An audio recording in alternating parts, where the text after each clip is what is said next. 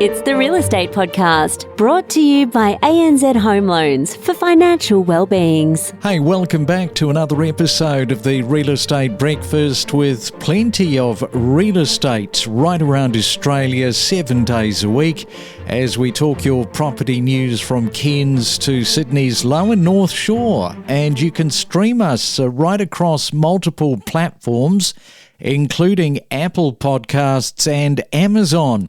The weekend is continuing. Another busy day yesterday with all of those auctions taking place. And if it is a weekend of looking at all of the different properties that you might have on your shortlist, I hope that you're managing to find a few that tick some of those boxes for you. It is a Sunday, April the 6th today, and another busy week, of course. Started off on Monday. We were in Port Macquarie, catching up with CEO from Lifestyle Group, David Gray, giving us a little bit of a background to what he is up to. Then we headed off to Melbourne on Tuesday. Alec was here. He was talking about his local market of Doncaster. And Matthew Tiller, the head of research on Wednesday, was talking all things economics, including whether we're going to get that big meltdown moment for 2025. And Allegra was here on Friday. She was talking from a first home buyer's point of view. And that's a really good interview if you are a first home buyer trying to get into the market.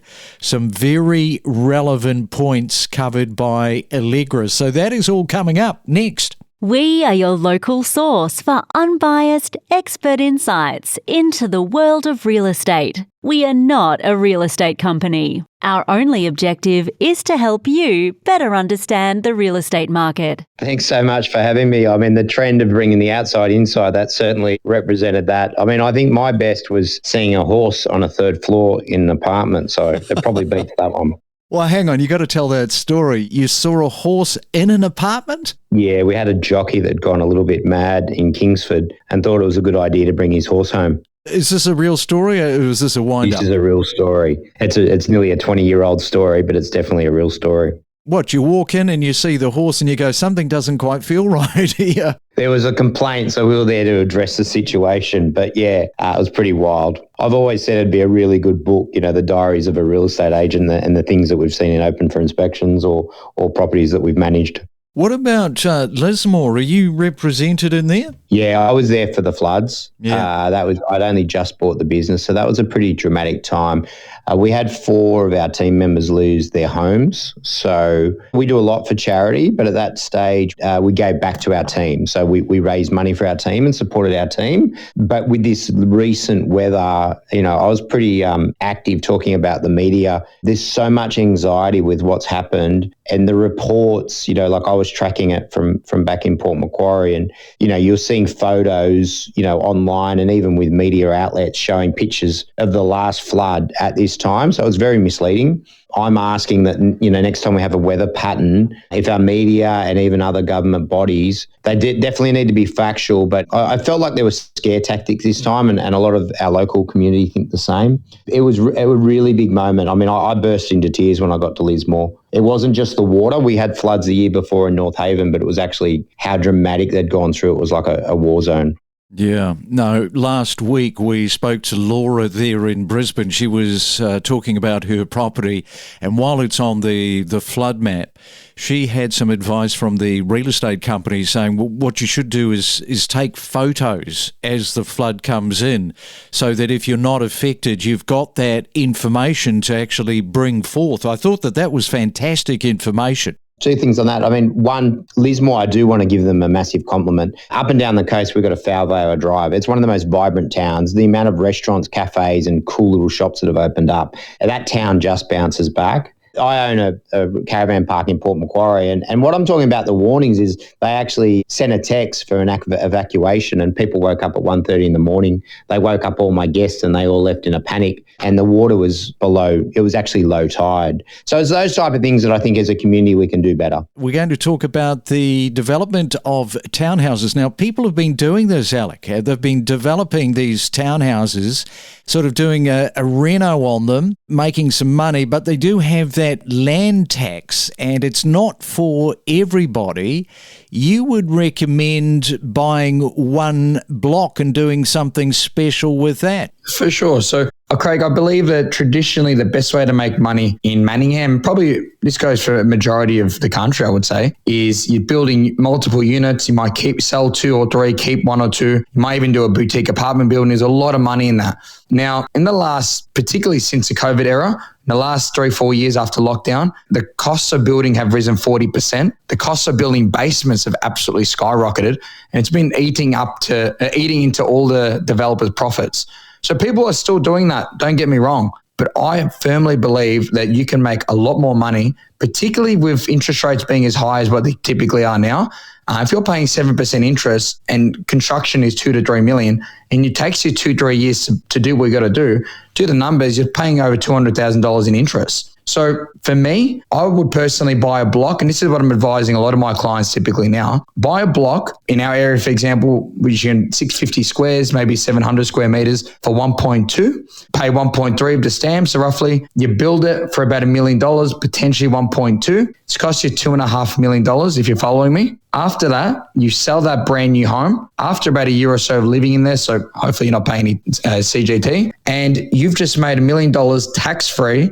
You haven't had to go through council for plans and permits because it's only one dwelling. The build process is only taking you 6 to 12 months, and you've got your money within 18 months. Then you can do the exact same project. In 3 years, you can do it twice, make a cool $2 million, or someone else may still be finishing their first townhouse project in the same period of time.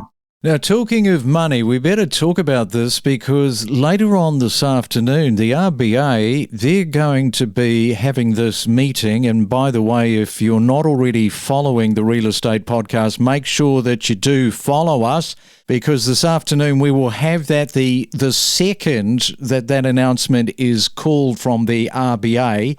This is kind of, I think, a 50-50 scenario. What do you think might happen? We've got one of those cuts that's already in the bag, which is banked.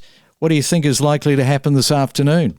I really agree with you. I feel like it's a flip of the coin. If I had to put my life in it, I might say they're likely to hold it. I don't believe inflation's completely under control right now. In the media, they've been saying that they're likely going to be 2 to 3 cuts this year. So if that's the case, I don't know if they're going to do 2 to 3 in a row. I would have thought they would have spaced it out a bit. However, I would love to be proven wrong. It would definitely make our job a lot easier, because I've noticed an amazing shift in the buyer mentality ever since that first cut.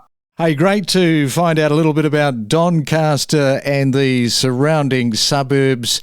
Enjoy April Fool's Day today, the 1st of April, and have a great one for the rest of 2025. I really appreciate it, mate. When I was told about this podcast and I saw the date, I was a bit worried it's going to be a April Fool's joke. So I'm glad it's real.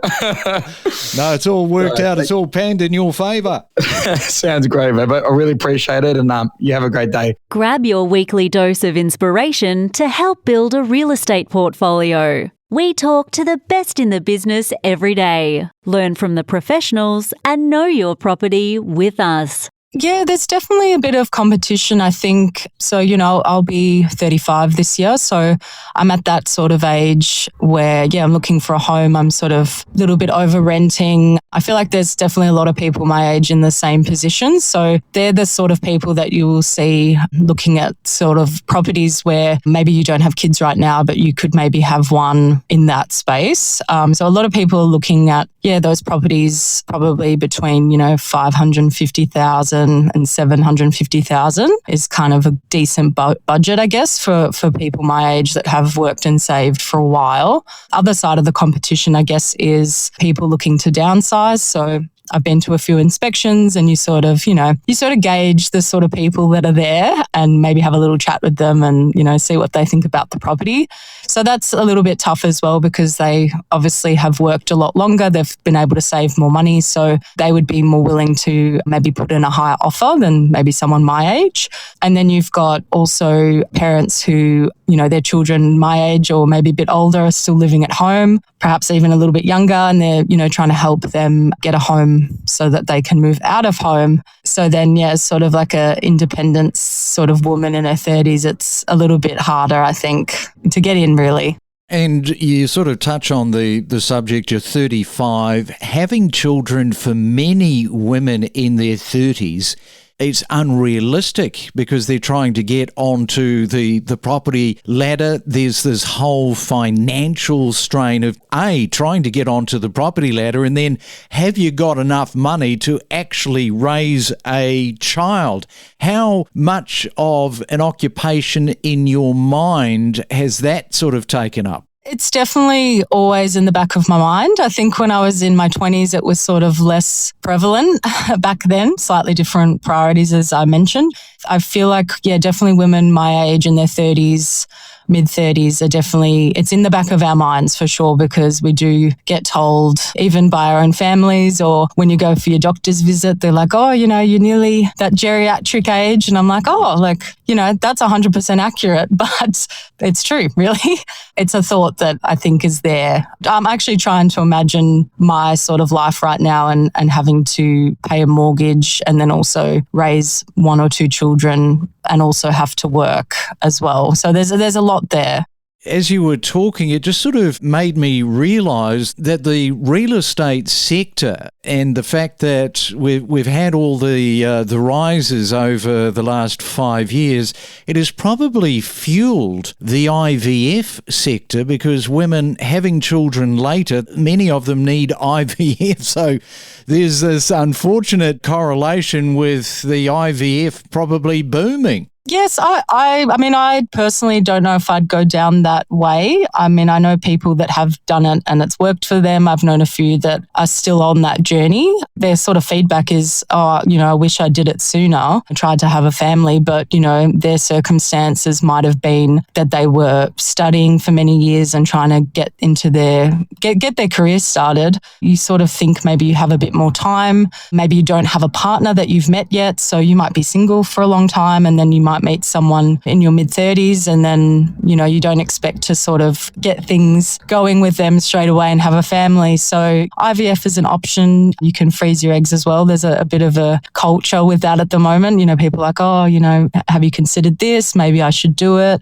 It's not something I'm going to do. If it happens, I guess it will happen for me. While Sydney was up almost 30%, Brisbane up almost 70%, Adelaide over 70%, and Perth up 75%. So we can see that Melbourne really has lagged over the course of the past 5 years. But I think, this underperformance is probably actually its biggest strength going forward. Prices are cheaper, there's less affordability pressures, and that sets the stage for a bit of a turnaround in Melbourne, which we are seeing at the moment. We've seen investors jump back into that market over the course of probably the last 6 months, with those slower price growth, but still strong rental growth, producing pretty solid or pretty good rental yields in Melbourne. So I think, it's going to see some potentially some good growth over the next 5 years. And want to drill down on what you think there, Matthew, about global events, whether or not they're going to shake up the market with a potential US recession being talked about.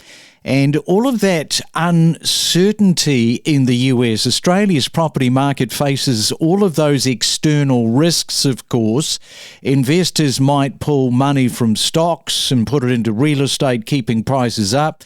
What do you think? What's that global event shake-up likely to do? You're correct there in saying that, investors will be looking at the relative stability that real estate offers compared to stocks. And definitely, with the US stock market down significantly since the inauguration of the new president, I think real estate does have a home for some of that capital. I think really for Australia, though, and Australian real estate, it probably affects our interest rates or what the RBA is thinking. And I think that it means that the RBA will be a little bit more cautious given these global risks. I think we still will get a cut or two, which will help buyer sentiment and help drive the market. The RBA will, keep their powder dry, so they do have a bit more ammunition in the bank if there is a bit of a global shock, because cutting too early would leave them exposed and leave them with little ammunition to help stimulate the economy if US does go into recession, if the global economy does slow down too much.